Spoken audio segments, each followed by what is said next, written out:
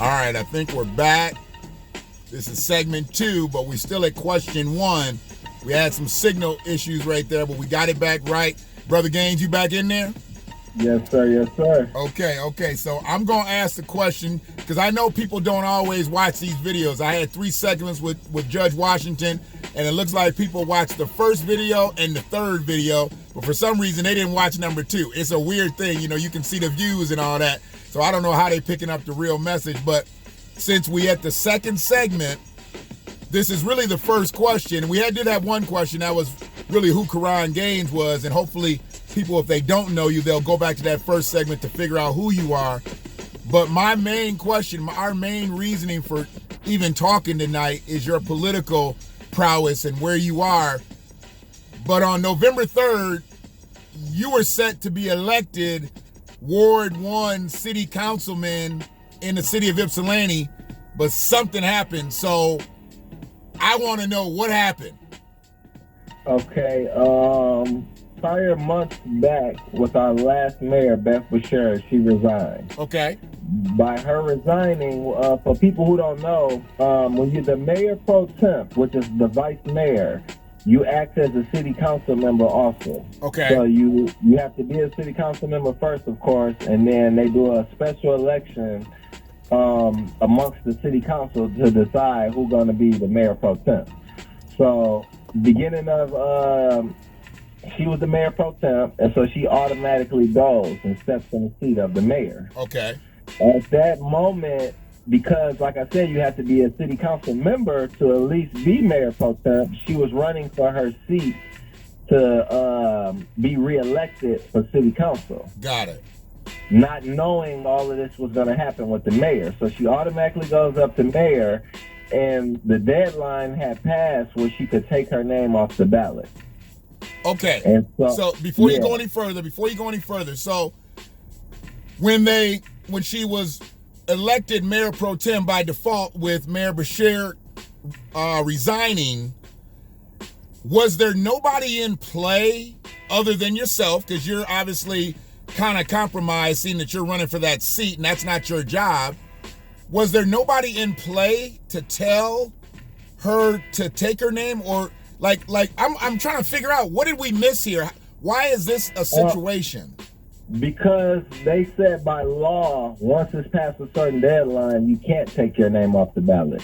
And so we was already past that deadline. The only confusion was there was really no transparency on whether she was staying mayor or vote for her, or, you know. And I think in the beginning I was very upset, of course, because I really wanted to see real bad. Sure. And as time went on and I listened to some other sides of the story, it was more of a situation, I believe now, that it wasn't deliberate or necessarily personal to block me. It was more of, you got to think, everybody wants the mayor's seat. Right. So even some of the council members want it. You know, they might not say it, but everybody wants to move up the ladder. So she had to kind of play it to where she didn't say much. Okay. To kind of see what was going to stick and be best for her. And when you say she, that's Mayor Richardson. Yes, that's Mayor Richardson. Okay, so understanding her positioning and her trying to gain or keep leverage as mayor, wasn't it already spoken that she would be the mayor by default until 2022? To my knowledge, yes. Okay. They had an article about it and everything. So to my knowledge, yes. So to a lot of people, they assume that, well, if her name is non-void on the ballot, although she's still on there, it's going to automatically go to the person who's next in line, which was me. Okay. So, and on the ballot, like I told you earlier, I'm not an Ypsilanti resident, so I didn't have the same ballot. So on the ballot, on the Ypsilanti ballot, she was listed still as a city council member, and you were listed as a candidate. Am I correct? Yes. She was listed to run for city council again. Okay. And I was running, yeah. Okay. Now, there was no slot for mayor because there wasn't a mayor election this year. This was Correct. so her name only showed up in the city council space. Correct. Okay, so I'm politically ignorant in this case, so I'm trying to come in and I need you to be able to tell me if my logic, because my logic is always not the logic that everybody else sees, but I need you to clear this up. So her name was on the ballot, but she is already mayor pro tem, and she is by default the mayor until 2022. Now her name shows up on the ballot. Isn't there a way, or wouldn't there have been a way for her to say, look, my name is showing up on this ballot, but I've already taken the place, and I'm going to further our movement as mayor pro tem until 2022. Any energy that you are going to direct towards me in this campaign, I need you to direct it towards candidate Gaines in Ward 1, because I am no longer eligible to be a city council member, seeing that I am taking over as mayor. Wouldn't there, and this is me speaking ignorantly because I don't know exactly what should have taken place, I'm just thinking this is the way things should have gone. Wouldn't it have been beneficial for her to just make a statement? I don't give a shit if it's on Facebook, Twitter, Instagram, whatever. Send it out in the Ypsi Courier, the Echo, the whatever. Just say, I'm no longer eligible for this seat because I am the mayor of Ypsi. That's her staking her claim. That's her planting her flag. I'm going to give two answers to that. Okay. The first answer, yes. Yeah, she could have done it's a bunch of ways you could have sent a message out saying you were remaining mayor. Okay. But to my knowledge that I learned after, she didn't declare that she was staying mayor until the other day when she got sworn in as mayor again. So I think she was just, because so many people want that spot. Excuse me, I'm sorry. Hold on a second. What do you mean she didn't state that she was going to stay mayor until she got sworn in? Because she didn't say anything until Tuesday. Last Tuesday? No, this Monday. Oh, this past Monday. Okay, so where are we at, the 11th? So the 10th? No, the 9th. Yeah, it was the day that she was supposed to get sworn in for city council. She had the choice to decline the city council seat and remain mayor. And she declined it the day when it was time to be sworn in. Brother Gaines, okay, I'm confused here now. So are you telling me all these months nobody has known Mayor Richardson's intentions of either staying mayor or still running for city council for yet another term? Correct. And okay. And why is that? Why are we here? Why did no one have the knowledge of her future intentions? I believe, to me being the person who was the runner-up, listening to everything, I believe now, I didn't believe this at first, but I believe now it was just such a unique situation. We've never seen nothing like this in the history of Ypsi. That's why our charter didn't really have nothing to fit for this situation, so they had to take it to the state level. Okay. So I believe that she really was looking like, look, if I decline right now and tell the people, disregard me off the ballot, and somehow they come up with something else saying, well, you can't remain mayor until 2022, she would have been out of politics. Oh. Yeah, so it looked like it was personal and deliberate and shady, and she didn't, translate nothing to the people, but it was a gamble. It was kind of like, damn, if I say something, I have to stick to it. Right. So she was smart, and I think it was the best move she could have did, but still, it's a but in there. As a leader and as an elected official, it still could have been I would have, in that position, this is what I would say. I would have said that to the people. I would have said, look, I don't really know how this is going to play out. My name is already on the ballot. I do want to stay as mayor, but if I just pick one side right now, it can shut me out completely. So, y'all, I don't really know how this is going to go, but bear with me. I would have said something. Okay. But that's just me. Okay, so here's my thing. Now, this is not you. The views of the BlackWatch do not directly affect the views of Karan Gaines. But as a 20-plus year city council member, if I'm not mistaken, it's at least 2 decades that she's been in. 20 years. Okay. Yeah. I've done a little bit of homework, but I didn't do a lot. And even if I did more, I still don't want to come off ignorant. But I believed it was 20 years plus. So as a 20-year plus city council member, I believe if she hasn't governed the respect in the city of Ypsilanti to when Beth stepped aside, and I thought that they already swore her in as mayor pro tem when Beth stepped aside. She was already mayor pro tem, which is vice mayor. She stepped in the mayor role when Beth resigned, and then Nicole Brown became the mayor pro tem. Okay. So she became mayor-elect without an... Okay, so I guess... So I don't want to get caught up in the lingo. So mayor pro tem is the person... So is the person next to the mayor. But I didn't think the vice mayor. Yeah. Okay. So they have lieutenant and then they have vice or whatever. So a pro tem is the next person, the second in command. How could she very well remain the second in command? And what's the young lady's name? Nicole Brown? Uh-huh. They've already moved Nicole Brown into pro tem, so wouldn't that have bumped her right to the mayor of the city of Ypsilanti by default? That's what happened when Beth resigned, because Lois was already the mayor pro tem. Right. So when Beth resigned, she automatically went to mayor, and then they had to replace the mayor pro tem, which moved Nicole. They voted for Nicole to be the vice mayor then. Okay. So then she got sworn in months ago just to be the mayor when Beth resigned. Right. And then during the election, she had to wait until this election, November, which was Monday, once she won or not, and then decide whether I'm going to take city council or I'm going to stay mayor. And then they had to re-swear her in. Does she not want to be the mayor of Ypsilanti? Oh, she's the mayor since 2022. She decided Monday. She decided Monday, but why was there ambivalence about her wanting to be the mayor until she actually won the city council seat and then she had a choice?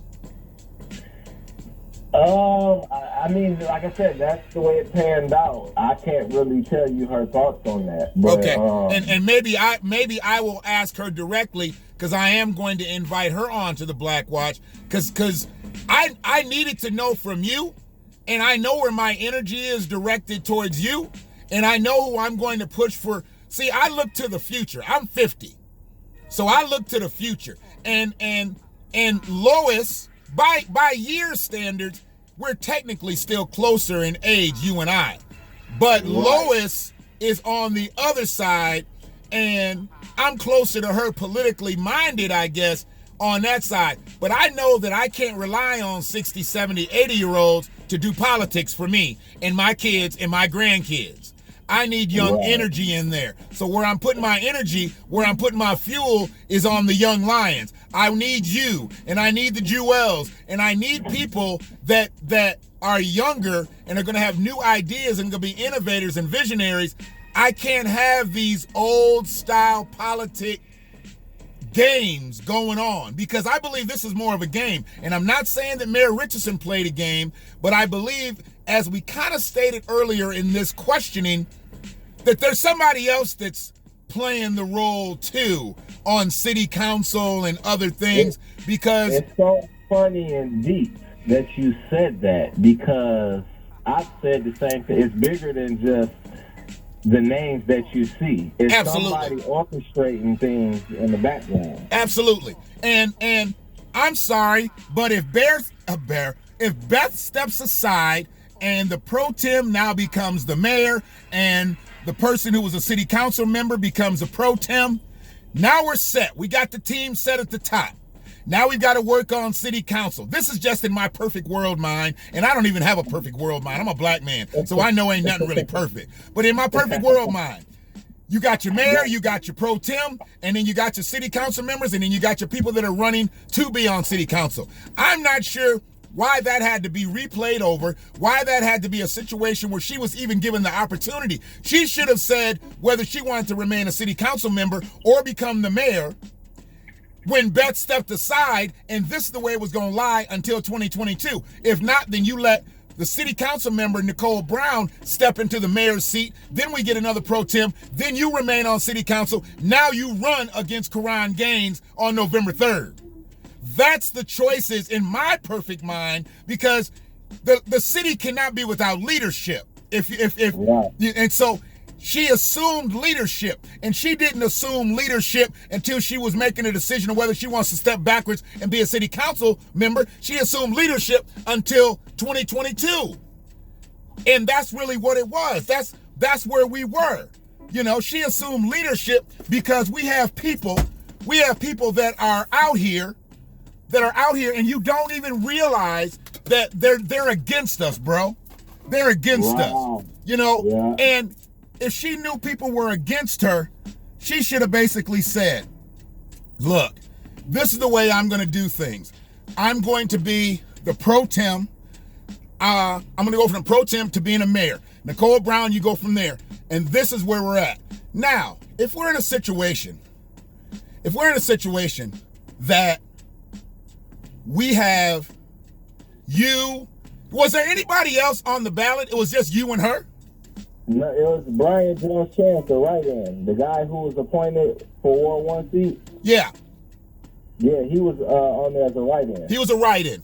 Okay, so if there's anybody, he's a write-in, so it should have been you and him as the candidates. Now, correct. She's the mayor.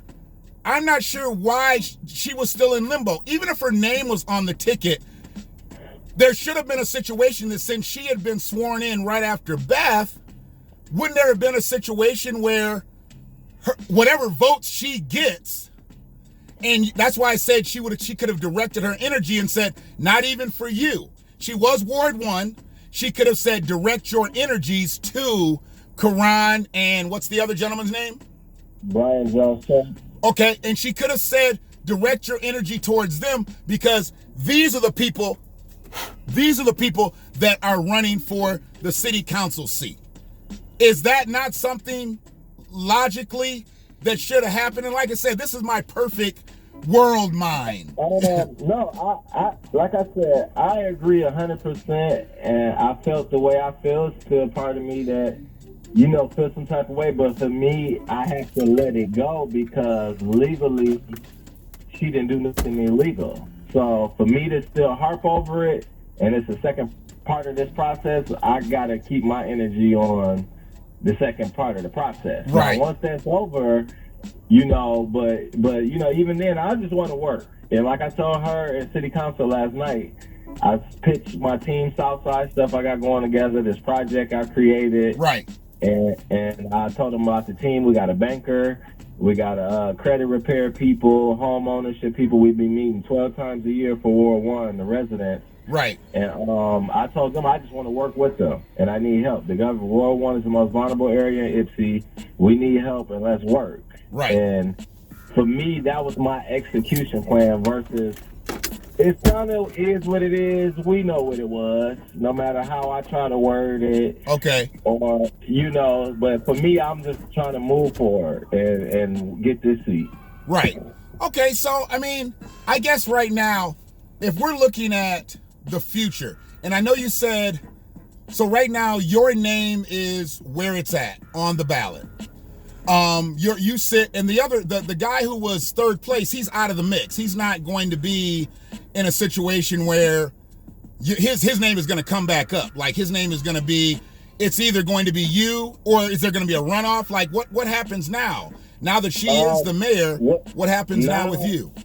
They're just going to open up the application process for anybody who meets the qualifications in Ward 1 to be appointed for the seat. Okay. And then they're gonna do their interviews. Okay. So the votes that have been cast and all the stuff that's gone along, that doesn't matter. Now there's going to be it don't matter. I mean, they saw the numbers. They saw I got 206 people to vote independently, which was huge. Okay. In a city that's 90-some% Democrat. Sure. So they see that, but you know, all of that's out the window now. Okay, so this is strange. But it's the year for it to be strange. I mean, we had Donald Trump as a president. He was in a dead heat election day, all the way 5 days after the election. We're in the midst of a pandemic. We have, I get it. It's weird out here, but we're kind of getting used to weird, right? So getting used to weird, understanding where we are, getting used to weird. Who knows Ward 1 better than you do? Who knows? Who knows it? Lois Richardson. Okay. And that's beautiful. And that was a beautiful answer right there. And you know what? Lois Richardson is the mayor. So if she knows Ward 1 better than you do, now I got my chess piece for Ward 1 as the queen.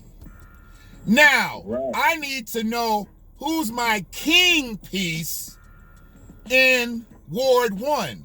Lois Richardson can't be the king piece. She's the queen piece. She can move all about the board. Right. Now I need my king piece. Who knows Ward 1 and is a viable resource for Ward 1 to be put into that? Because if you got the mayor that's from Ward 1 and you've got a Ward 1 city council member who's been a lifelong Ypsilanti person, not a transient, not somebody that moved in, I need somebody that had a lowrider in Ypsi. I don't want somebody that's just pulling in with a Prius or a Tesla.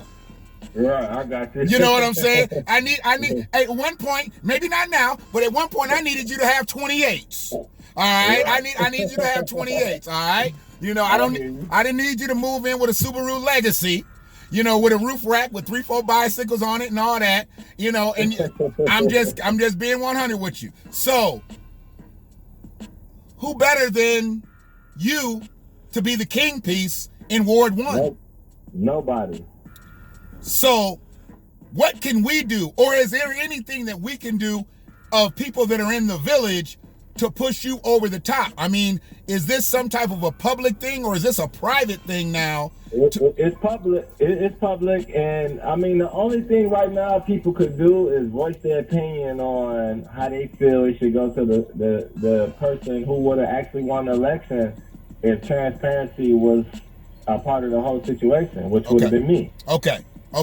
So is that, and where do we, because I want to get off of, because we just on election night. I'm about to ask you some questions about yourself.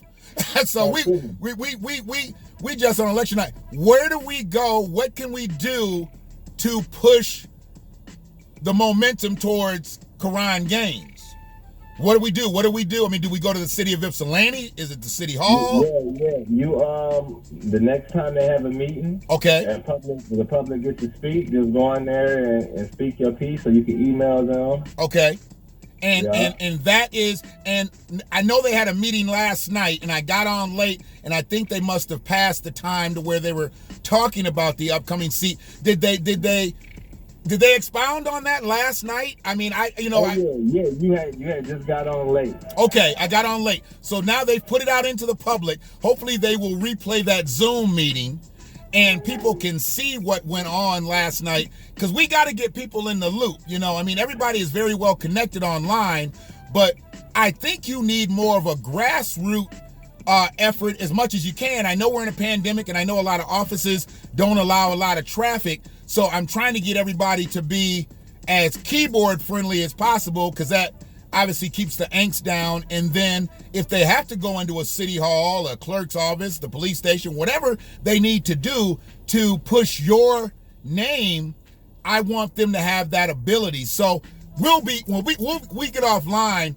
you'll be able to give me some places where people can send correspondences and how they can, and I know I'm deep with the Ypsilanti discussion. They cuss me out 2-3 times a week. So I'm gonna make sure that I get the stuff there, and I'll get it on all the places where people that live in the city of Ypsilanti, they really need to be pushing your name forward, because I think everybody's kind of confused. I mean, you have an election and you had a person that's supposedly the mayor thrown back as the city council candidate, and then you have a person that's been campaigning, and he should have won the seat, but somehow he lost the seat to the mayor, and it just doesn't sound right. I've had this conversation outside of Ypsilanti, and They're like, huh? And I'm like, literally. I was like, so I'm enthused to talk to the brother, and they're like, there's some bullshit in the game. And, you know, because I'm old, you know, we look at it differently. Like, and I was like, look, he's going to be as transparent as he can be, but it's not going to be a situation where I'm going to take him to be